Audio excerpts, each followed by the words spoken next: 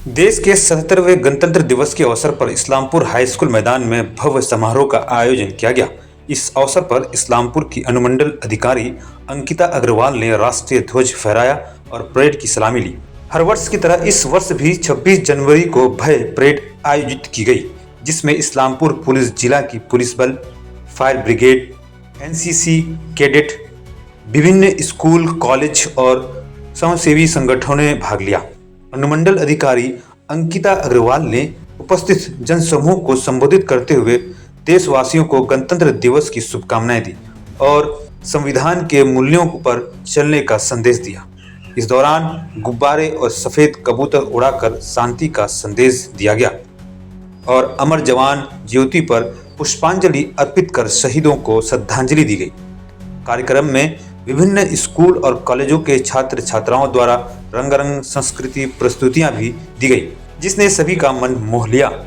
इस मौके पर राज्य के मंत्री गुलाम रब्बानी, इस्लामपुर नगर पालिका के चेयरमैन कन्हैयालाल अग्रवाल, इस्लामपुर विधायक अब्दुल करीम चौधरी, सूचना एवं संस्कृति विभाग के अधिकारी सुखदीप दास सहित पुलिस के कई वरिष्ठ अधिकारी और अन्य गणमान्य लोग मौजूद रहे।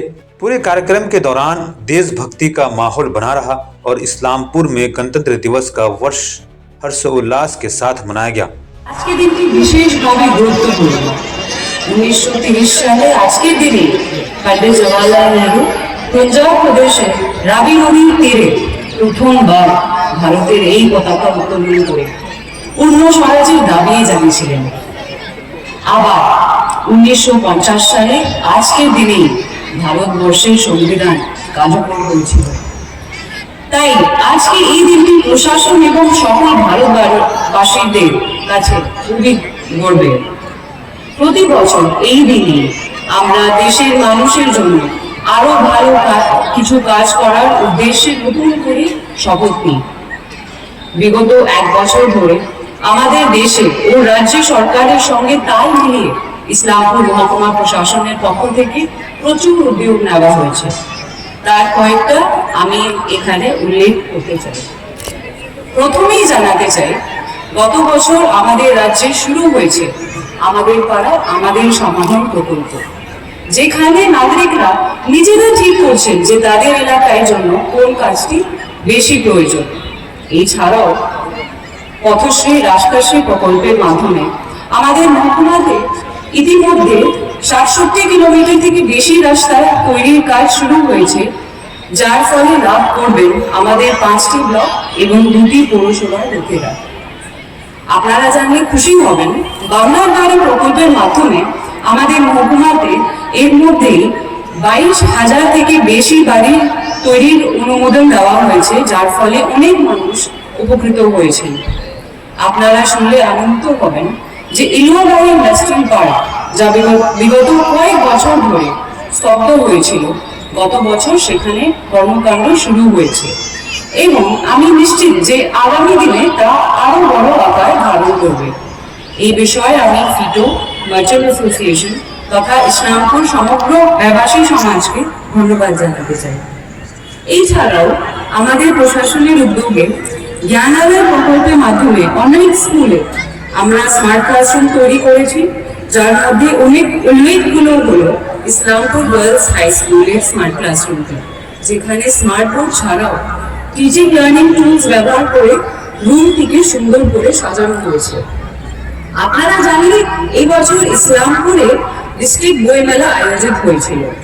আপনারা জানলে খুশি হবেন যে সেই বই মেলায় এবার ২৬ লক্ষ টাকার বেশি দামের বই বিক্রি হয়েছে, যা শুধু ইসলামপুর নয়, সারা জেলায় একটি রেকর্ড।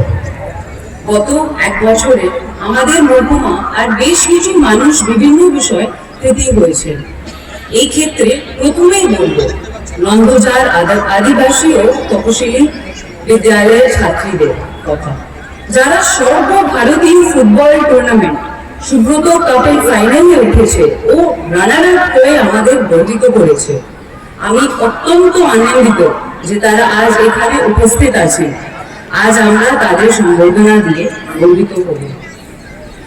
একইভাবে আমাদেরকে গর্বিত করেছে ইসলামপুর চোপড়া ব্লকের এক কন্যা রত্ন अप्सरा खातून।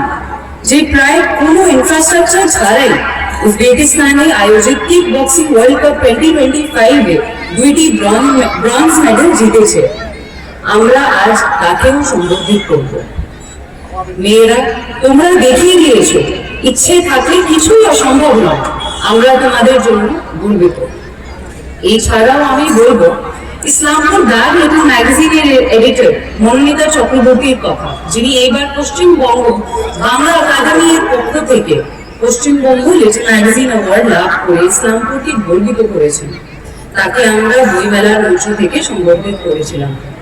এছাড়াও রয়েছেন নৃত্যশিল্পী ডোল মৈত্র। তিনি মুম্বাইতে আয়োজিত অল ইন্ডিয়া ক্লাসিক্যাল ডান্স কম্পিটিশনে ভারতনাট্যমে প্রথম স্থান অধিকার করে আমাদের গর্বিত করেছেন।